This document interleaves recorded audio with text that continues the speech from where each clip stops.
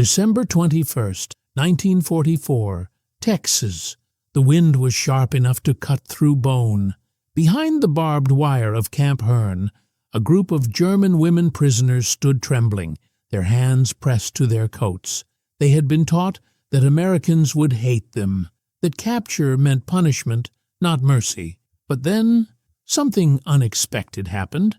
A young American guard took off his own blanket, walked to the fence, and handed it through the wire. No words, no orders, just quiet kindness between enemies. That single moment would live in her memory forever, because it wasn't about war anymore. It was about humanity. Stay till the end of this true story to see how one simple act of kindness changed lives across oceans. Don't forget to like, subscribe, and support our channel so we can keep sharing real stories that history almost forgot.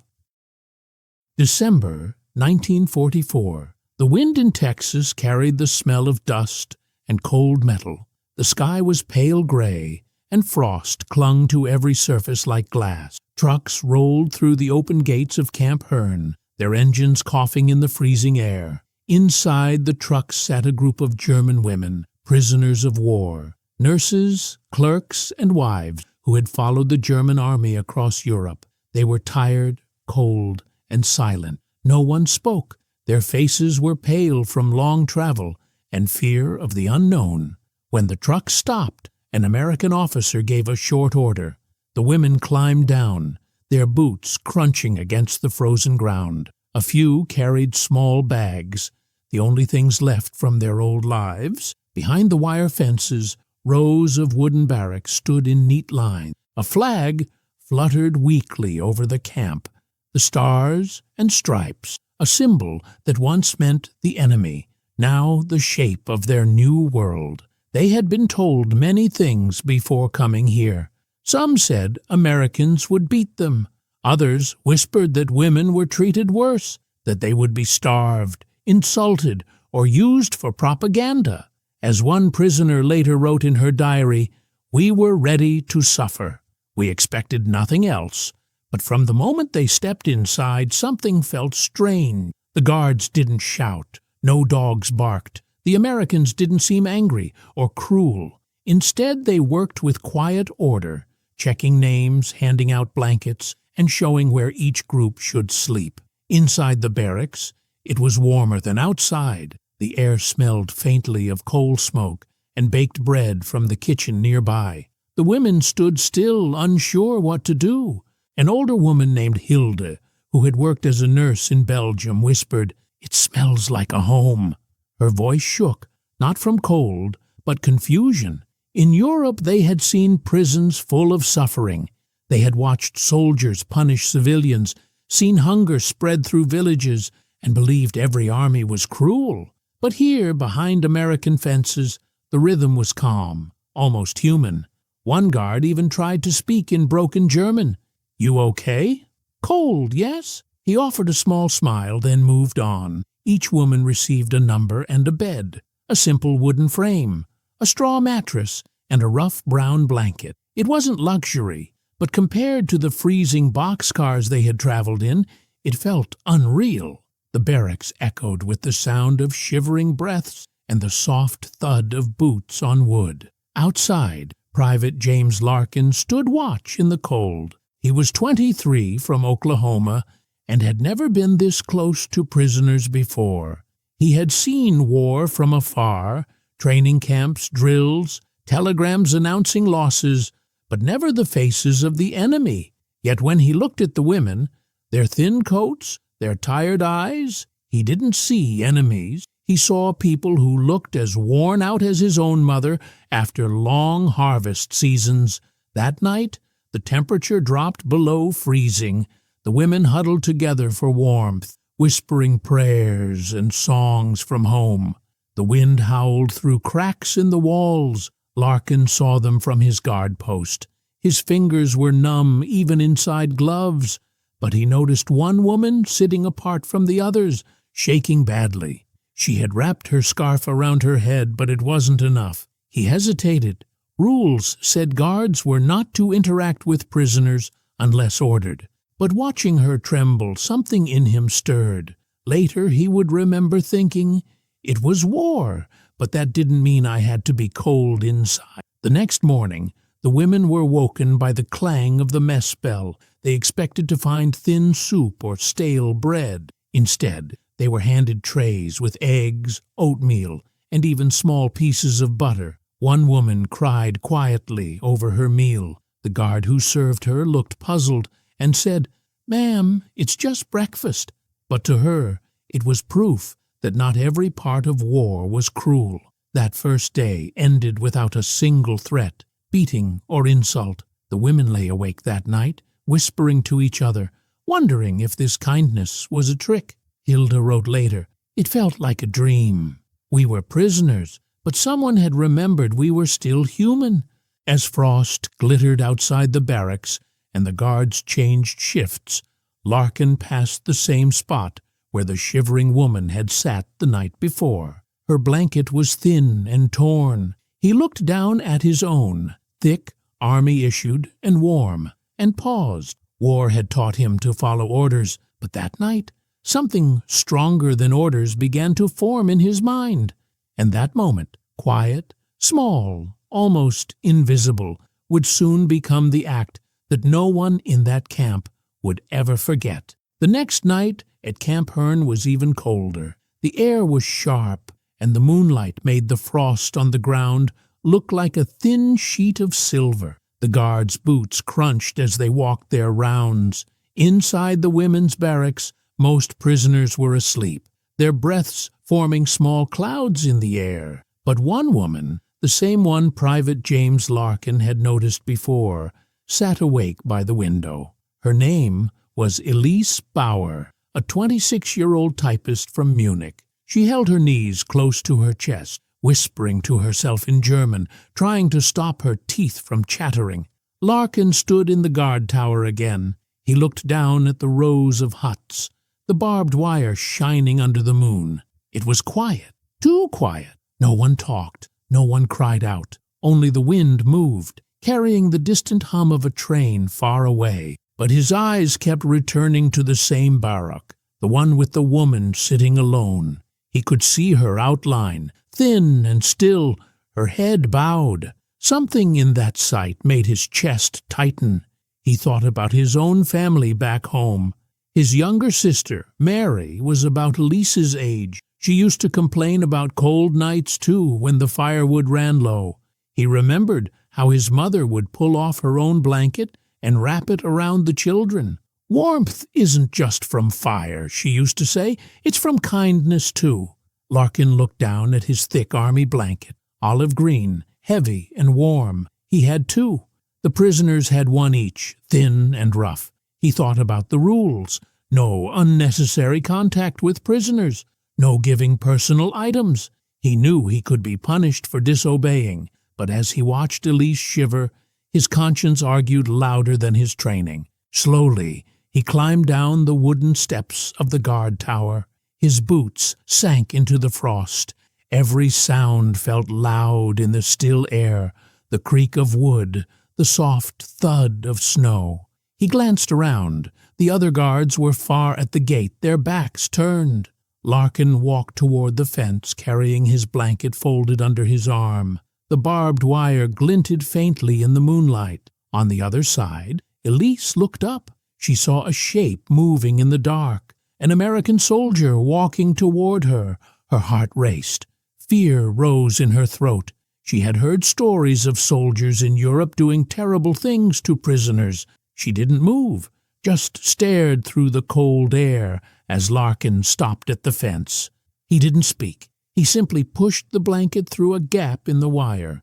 The rough wool brushed against her fingers. For a moment, both froze, the German woman and the American guard, two enemies, staring through the fence that divided them. Then, in a soft voice, Larkin said, "Warm.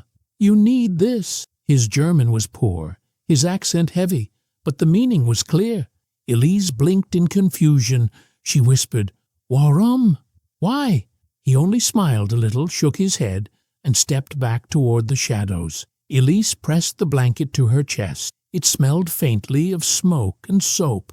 the scent of another life. She wrapped it around her shoulders and sat still for a long time. In her diary later she wrote, "It wasn't just a blanket. It was proof that the enemy had a heart." When the morning came, she told the others what had happened. Some didn't believe her, others thought it was a trap. But when they saw the thick American blanket around her, they went silent. One older woman whispered, "Perhaps kindness is stronger than war." Word of the act spread quietly among the prisoners. Even some guards heard rumors of a soldier giving away his blanket, but no one reported it. Perhaps they all understood that something good had happened, something small but deeply human. Larkin never spoke about it. He went back to his post, cold but strangely peaceful. The next day, when his sergeant passed by, he noticed the missing blanket and frowned. Larkin said only, "Lost it, sir." The sergeant nodded, unimpressed, and walked away. The secret stayed between him, the cold night, and the woman who would never forget his kindness. For Elise, that night changed everything she believed about her enemies. Before, she had seen Americans as faceless soldiers, powerful, distant, cruel. But now, when she looked at the guards, she saw people.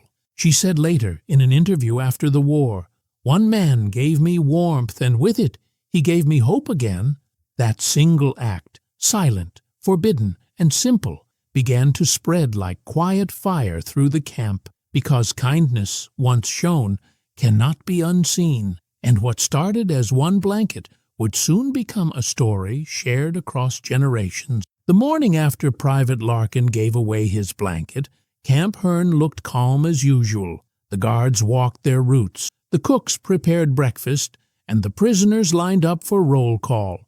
But among the German women, prisoners, something had changed. They whispered quietly to each other, passing one story from mouth to mouth, about the American guard who had given his blanket to a freezing woman. No one knew his name and no one dared ask, but they all knew it had happened.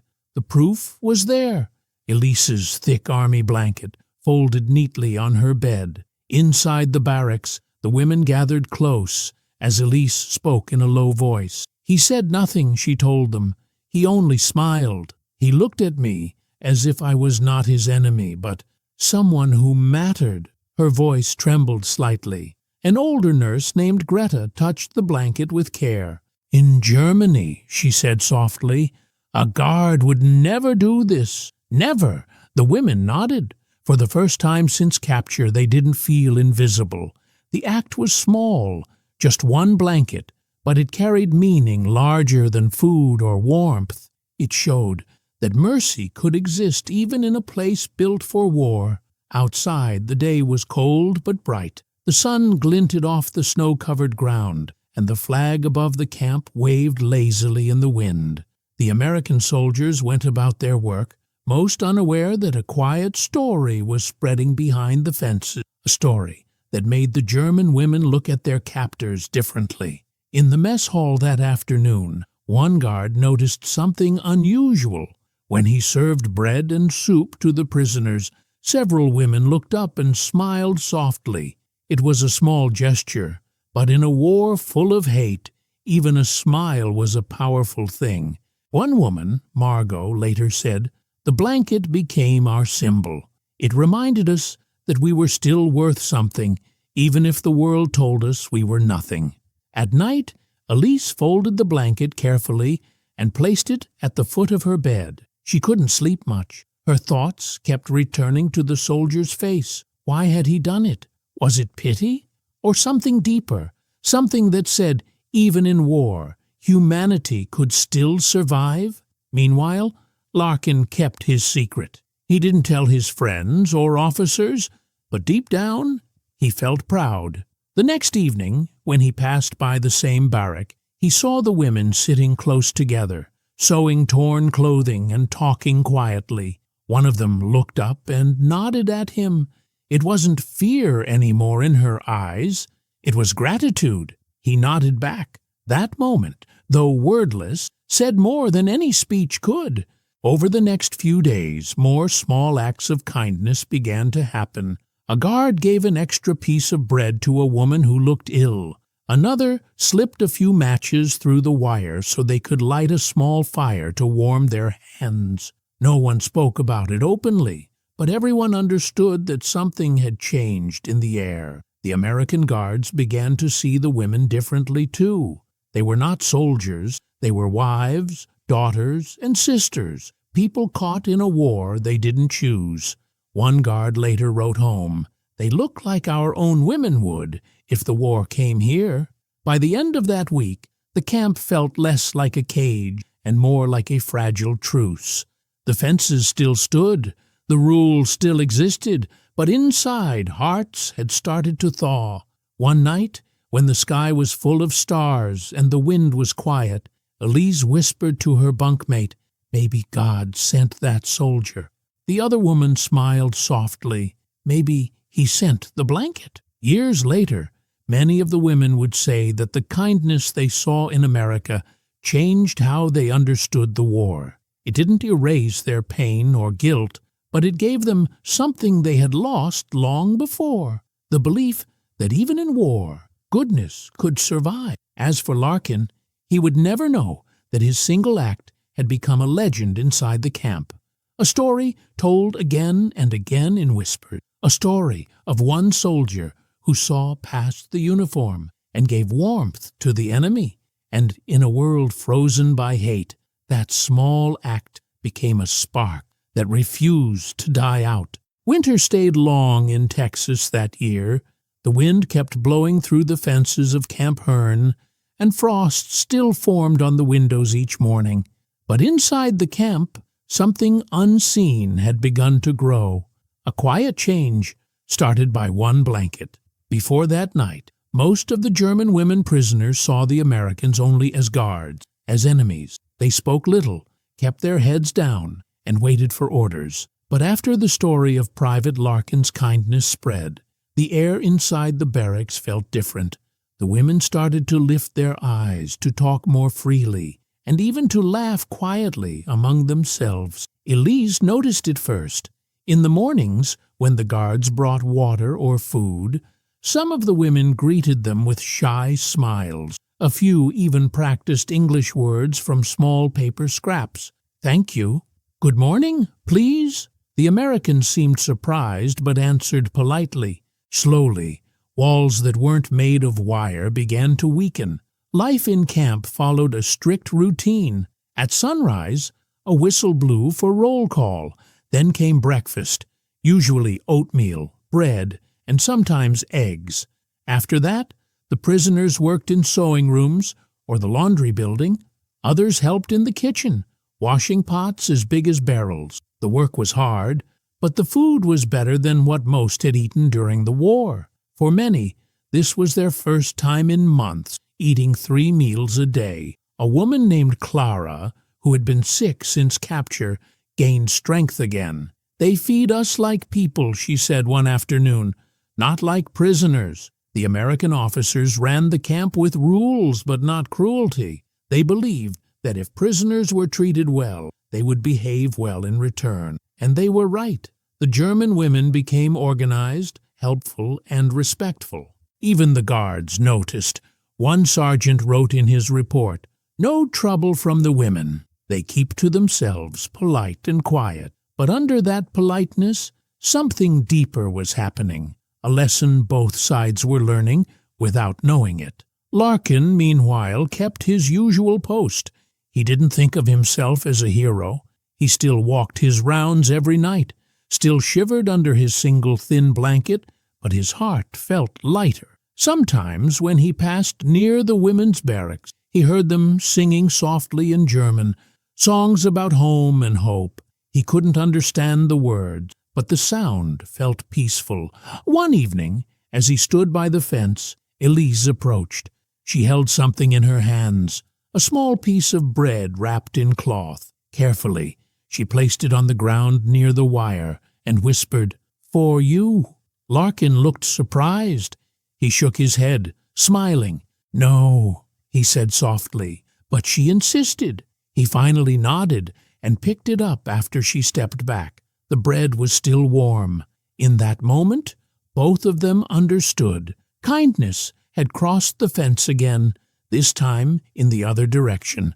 That night, the stars were bright, and the camp was silent, except for the sound of guards' boots on gravel. Larkin looked up at the sky and thought about how strange war was, how it could make enemies out of strangers, but also show how alike people truly were. Days turned into weeks. The camp settled into rhythm. The prisoners began decorating their barracks with paper flowers and small drawing. They even put on short plays to pass the time. Some American guards were invited to watch. They laughed at the jokes, even when they didn't understand all the words. In those moments, the fences seemed thinner, almost invisible. Elise often thought about that blanket. She kept it carefully folded every morning, a reminder of the night that changed her. Sometimes she told new arrivals, "Do not be afraid. These men are different. They know mercy."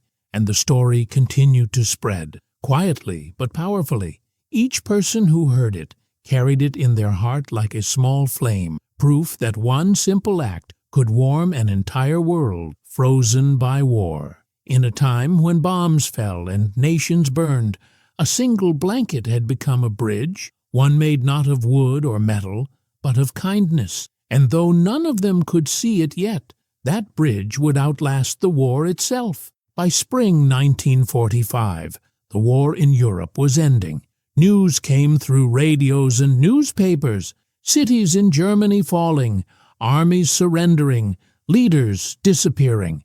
Inside Camp Hearne, the German women gathered around the bulletin board every morning, reading what little news they could find. The war that had once felt far away was now collapsing at home. Many feared what was left of their families. Elise sat on her bunk one quiet afternoon, holding a pencil stub and a sheet of paper. The camp allowed prisoners to write 2 letters a month. The paper was thin, the ink faded, but the chance to write home meant everything. She wrote slowly, "We are safe. The Americans treat us well. One of them gave me his blanket." Those letters traveled far, across oceans and broken borders, until they reached villages still covered in dust and ruins. Families back in Germany, who expected horror stories, read instead about mercy. One mother told her neighbor, "They are not monsters. My daughter says they are kind word, spread through letters, through whispers, through hope." Private Larkin also wrote home. His letters were short, careful, and humble. "The prisoners here are mostly women. They are tired and scared. Sometimes I forget they are the enemy," he wrote to his sister in Kansas. "I gave one my blanket last winter. I didn't think much of it, but it seems they remember." His sister later said that was the only letter of his she kept. Life in the camp had softened. The guards had stopped shouting as much. The women worked in the garden, planting vegetables that grew fast under the Texas sun. They were allowed to keep a few flowers by their barracks.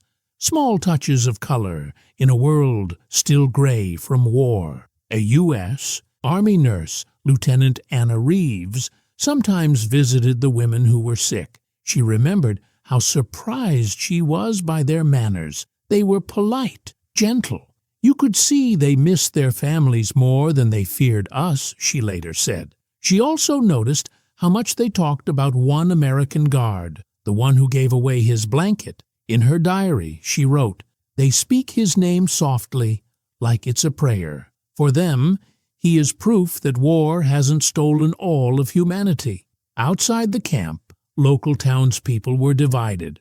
Some thought the prisoners were being treated too well. Others, who had lost sons in Europe, came to understand that mercy was not weakness. A farmer once saw the German women working in the fields under guard and said, "If we treat them like people, maybe someday someone will treat our boys the same way overseas." Inside the camp, Elise kept writing. Every letter home was her way of keeping hope alive. Sometimes she told the others what she wrote, and they nodded. One said, "When my children read this, they will know kindness still exists." The letters became small acts of peace in a world still healing from war. The Red Cross helped deliver them, and each envelope carried the same return address: Camp Hearne, Texas, United States Army. The women decorated their envelopes with tiny flowers or little hearts drawn in pencil. For them, those letters were lifelines. By the summer of 1945, Germany had surrendered. The camp buzzed with mixed emotions: joy, sadness, confusion. The women didn't know if they would go home soon, or where home even was anymore. Many towns in Germany had been destroyed. Some families were gone. One evening, a group of women sat outside near the fence watching the sunset. Elise spoke softly. "When I go home, I will tell everyone what happened here, that not all Americans were enemies." One shared his blanket. Larkin, from his post nearby, heard her words but didn't speak. He only looked out at the fading light and thought of how strange it was that something so small had meant so much. Weeks later, a reporter visited Camp Hearne. He took photographs of the prisoners and guards, and one picture showed Elise holding the same blanket. That image was later printed in a local newspaper under the headline, "Kindness Behind Barbed Wire." The war had ended, but the story of that moment had only begun. By late 1946, trains began to arrive outside Camp Hearne, ready to take the German prisoners back to Europe. The war was over. The camps were closing, and the world was trying to heal. Yet for many of the German women, leaving felt strange. Texas, the land of heat, dust, and distant kindness, had become a place they would never forget. Elise stood in line with the others, holding a small canvas bag that carried everything she owned: a comb, a few letters, and the faded American blanket she had been given. The blanket had torn edges now, but she folded it neatly, as if it were something sacred. The guards checked names one by one. Larkin was there, older and quieter than before. He didn't say much, but when he saw Elise, he nodded. She smiled back, a silent thank you between two people who had shared a moment of humanity in a place built for enemies. Before boarding, the women were given food: bread, apples, and coffee. Some cried as they ate. They remembered the fear they had felt when they first arrived, the cold nights, and the barbed wire that once looked endless. But now, those same wires seemed less cruel. They had survived. Elise looked around and said softly to a friend, "When I came here, I thought they would hate us. Instead, I learned something different." Her friend nodded, clutching her own letter home, one that she planned to hand-deliver when she returned.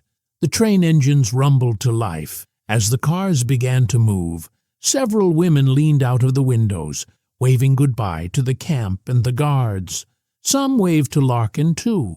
He raised his hand slowly in return. He didn't smile, but his eyes carried warmth, the same warmth that once crossed the wire on a freezing night. For weeks, the trains carried prisoners through ports and across the Atlantic. Many had mixed emotions: happiness, fear, and uncertainty. When they reached Europe, they saw what war had truly done. Cities were broken, bridges gone, streets empty.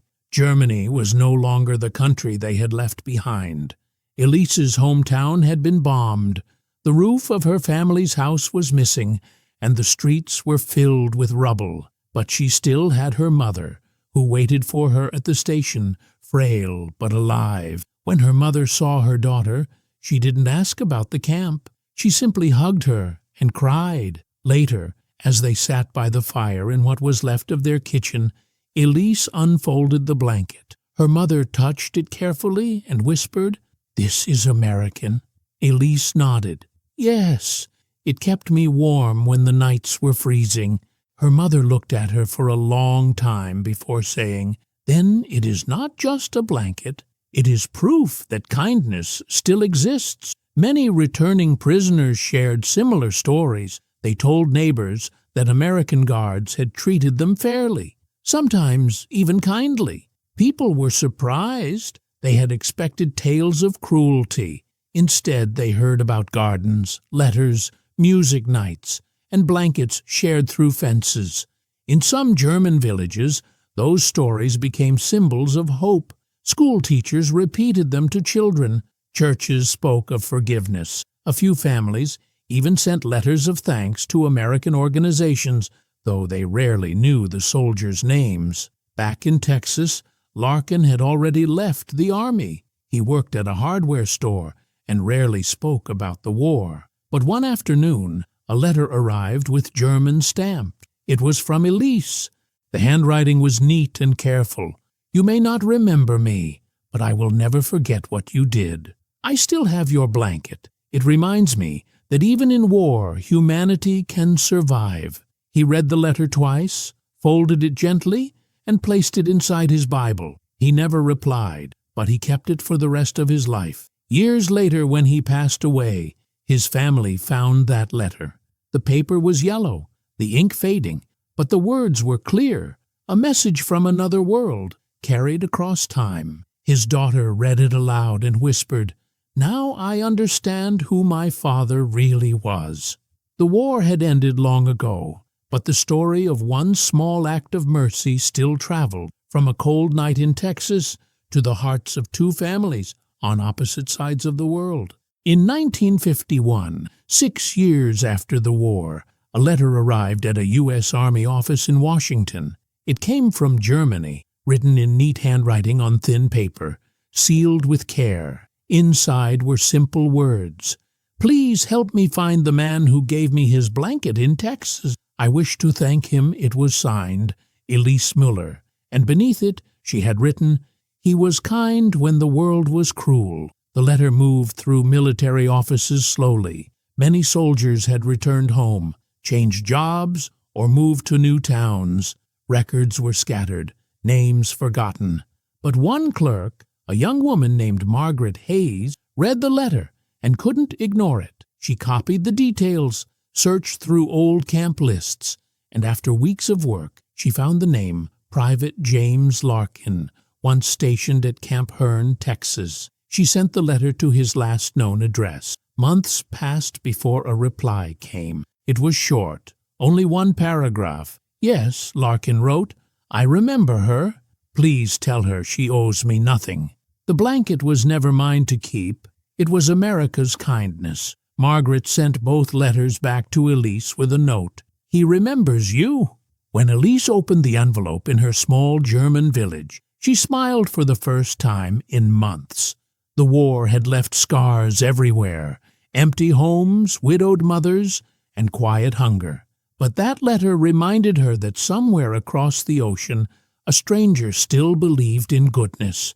She showed it to her neighbors, who were rebuilding the church roof. "He was an American," she said softly, "and he did not see us as enemies." For a moment, the workers stopped hammering. They just listened. In a place where bitterness had lingered for years, the story felt like a light breaking through the clouds. Elise decided to share her story with others. She wrote a short article for a small regional newspaper titled "The Blanket That Saved My Heart." It was published in 1952. Readers were stunned. Letters began arriving at the paper from former POWs, widows, and even American families living in Germany. They all said the same thing. Kindness had left its mark. One letter came from a former German pilot who had been held in a camp in Nebraska. He wrote, "They gave us books, coffee, and respect. I came home defeated, but not humiliated." Another came from a nurse in Bavaria. "Your story made me weep. I thought the world had forgotten mercy." Over the next few years, Elise's story spread. Radio programs retold it, and in 1955, an American journalist included it in a report about the human side of war. The piece began with the line, "In a Texas camp, once meant for enemies, America won a different battle, the battle for the heart." Back in the U.S., Larkin heard about the article through a friend. He didn't seek attention, but when people asked, he only said, "It wasn't much. She was cold. I had a blanket." Yet he knew deep down it had meant far more. That night had become part of history, not through official reports or medals, but through memory. As the years passed, more connections like theirs appeared. American and German families wrote to one another, exchanging Christmas cards and stories. The children who once fought on opposite sides grew up and became pen pals. Teachers told Elise's story in classrooms, calling it The Lesson of the Blanket, a story not about battles, but about compassion.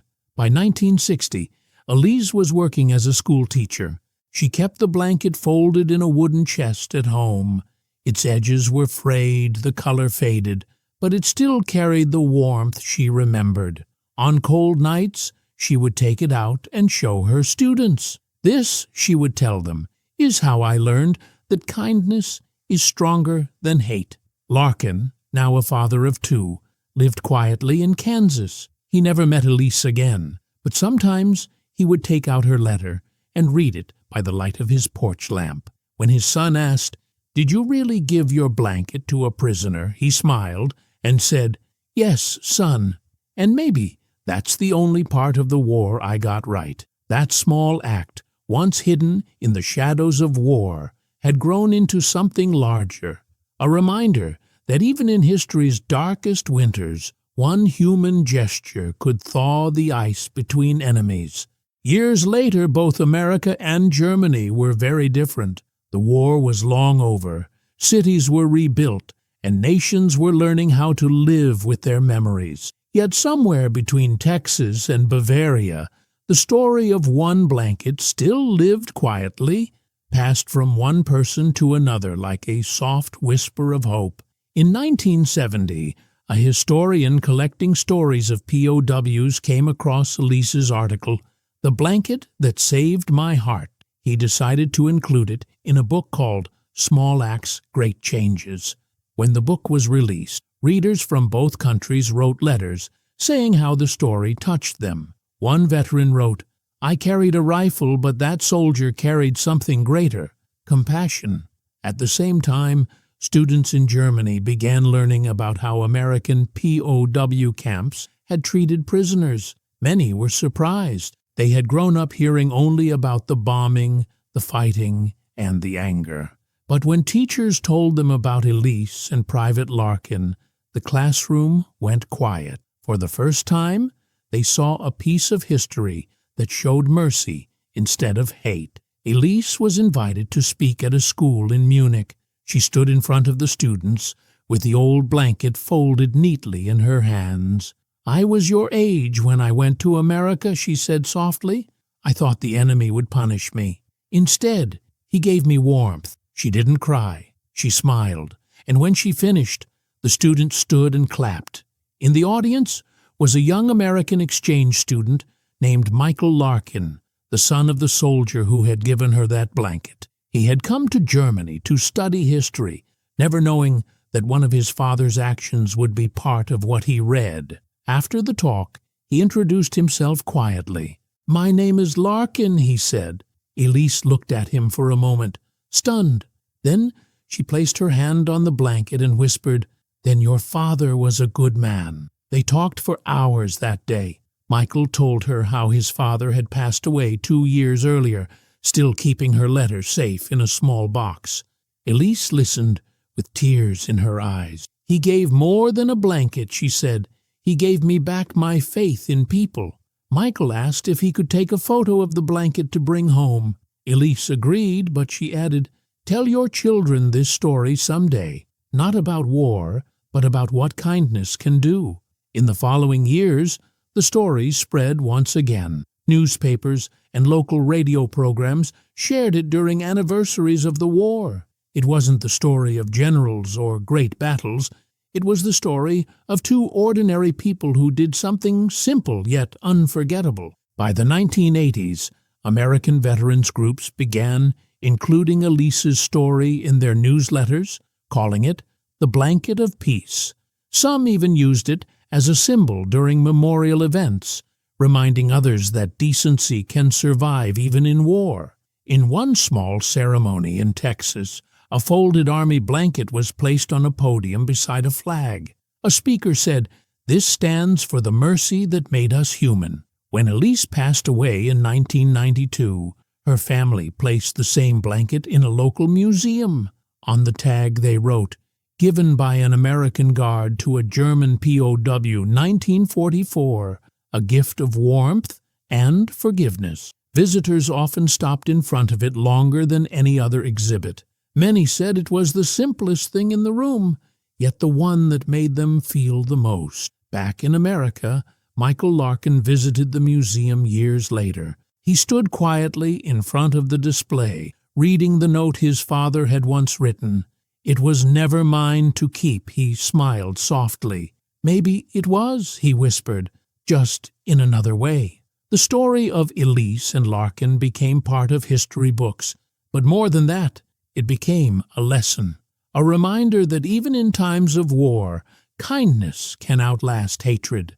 They had been enemies by order, but not by heart. As one historian later wrote, "Empires fall, leaders change, but small human acts, like giving a blanket, build the peace that lasts." In the end, America's greatest weapon was not its bombs or armies. It was compassion, the power to see humanity in someone who was once called the enemy. That single act of warmth crossed oceans, melted fear, and reminded the world that sometimes the smallest gift can leave the largest mark on history.